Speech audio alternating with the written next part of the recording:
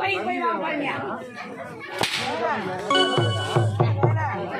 போய் வாங்க. என்ன செய்ய போறீங்க? கைலாயத்தை நாடி ஈசனை குறித்து அதாக தவத்தை செய்து வரத்தை பெறப் போகிறேன். கடுமையான தவம், நித்திய தத்துவ வரம். உலகத்திலே இதுவரையில யாருமே பெறாத வரம், தத்துவ வரம். அந்த வரத்தை பெற்றுவிட்டால் இந்த உலகத்திலே என்னை கொல்லவோ வெல்லவோ யாருமே கிடையாது.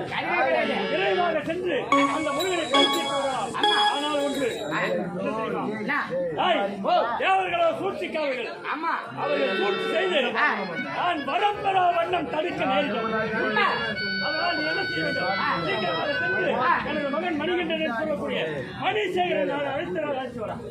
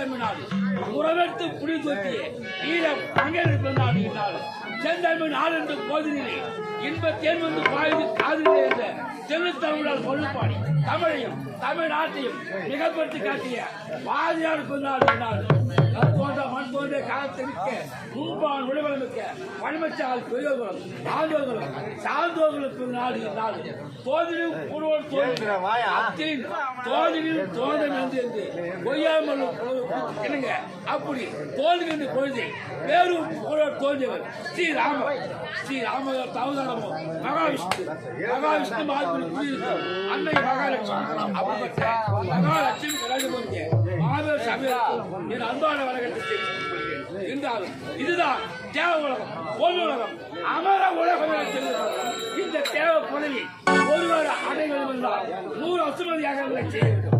அப்படி யாரும் செய்ய முடியாத 100 அசுமதி யாகங்களை செய்து சங்கநதி பசுமநதி தாமரை கற்பகம் ஐராவதம் முகப்பு முதலம் பூச்சகர குலை கையிலே பசுவாக வைத்து சீரும் சிறப்போடு இந்த பொன்னுலகத்தை தேவை என்று பெயரோடு அரசாட்சி செய்து கொண்டு வருகிறேன். அப்படி தருவாயில்லை அனுதினம் எனக்கு முன்படைய